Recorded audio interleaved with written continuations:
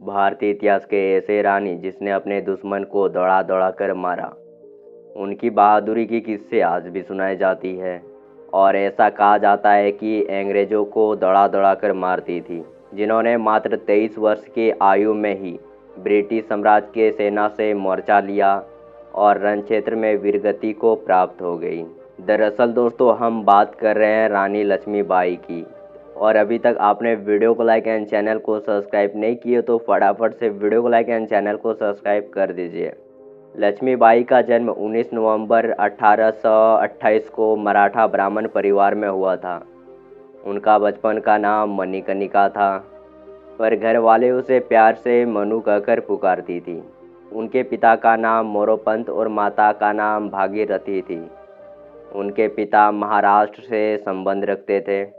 जब लक्ष्मीबाई मात्र 4 साल की हुई तभी उसकी माता की मृत्यु हो गई और उनके पिता मराठा बाजीराव के सेना में थे। माता के निधन के बाद घर में मनु की देखभाल के लिए कोई भी नहीं था, इसलिए पिता मनु को अपने साथ बाजीराव के दरबार ले गए। वहाँ मनु को सब पसंद करने लगी और मनु को शास्त्रों की शिक्षा के साथ साथ शस्त्रों की शिक्षा भी दी गई। और 1842 में मनु का विवाह झांसी का राजा गंगाधर राव के साथ हुआ। शादी के बाद इसका नाम बदलकर झांसी की रानी लक्ष्मीबाई कर दी गई। अंग्रेजी हुकूमत से संघर्ष के लिए रानी लक्ष्मीबाई ने एक सेना का गठन किया। इस सेना में महिला की भी भर्ती की जाती थी और उन सबको युद्ध की कला भी सिखाया जाता था। रानी लक्ष्मीबाई की आम जनता ने भी रानी लक्ष्मीबाई को पूरा साथ दिया।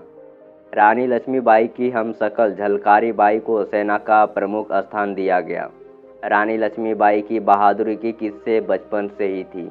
वो बड़े से बड़े चुनौतियों का भी सामना बड़ी समझदारी और होशियारी से कर लेती थी। ऐसे ही एक बार जब वह घुड़सवारी कर रही थी, तब नाना साहब ने मनुबाई से कहा कि अगर दम है तो मेरे घोड़े से आगे निकल कर दिखाओ। फिर क्या था, मनु मुस्कुराते हुए चुनौतियों को स्वीकार कर लेती है और नाना साहब से घुड़सवारी करने के लिए तैयार हो जाती है। और नाना साहब का घोड़ा तेज गति से भाग रहा था, वही लक्ष्मीबाई का भी घोड़ा पीछे नहीं रहा। इस दौरान नाना साहब ने लक्ष्मीबाई के आगे निकलने का कोशिश की, लेकिन वो असफल रहे और इस रेस से नाना साहब घोड़े से नीचे गिर गए। इस दौरान नाना साहब घायल भी हो गए थे, जिसके बाद मनु ने अपने घोड़े पीछे मोड़ लिया और नाना साहब को अपने घोड़े पर बिठाकर घर ले आए। झांसी के किले का नींव आज से करीब कई साल पहले 1602 में औरच नरेश वीर सिंह जुवे द्वारा रखी गई थी। और आपको बता दें कि औरच झांसी से 18 किलोमीटर की दूरी पर स्थित है। बंगरा पहाड़ी पर 15 एकड़ में फैला इस विशालकाय किले को पूरी तरह तैयार होने में 11 साल का समय लगा और यह 1613 में बनकर तैयार हुआ। पहले झांसी ओरछा नरेश के राज्य में थी, जो कि बाद में मराठा पेशवा के अधीन आई। और ऐसा कहा जाता है कि महाराज गंगाधर राव अपने पुत्र के मृत्यु से कभी उबर नहीं पाए थे और सन 1853 में महाराज बहुत बीमार पड़ गए थे। तब रानी लक्ष्मीबाई और गंगाधर राव ने मिलकर रिश्तेदारों के पुत्र को गोद ले लिया।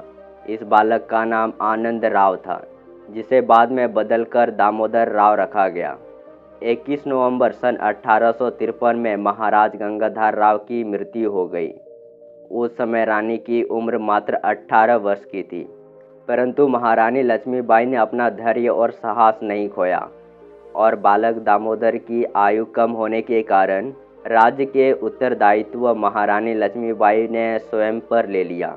उस समय यह नियम था कि शासन पर उत्तराधिकारी तभी होगा जब राजा का स्वयं का पुत्र हो, और यदि पुत्र ना हो तो उसका राज ईस्ट इंडिया कंपनी को मिल जाएगा और राज परिवार को अपने खर्च हेतु पेंशन भी दी जाएगी।